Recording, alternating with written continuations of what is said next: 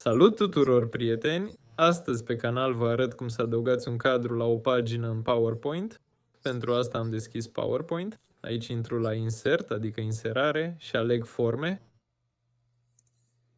Și aici selectez prima formă și o întind pe toată suprafața de care avem nevoie.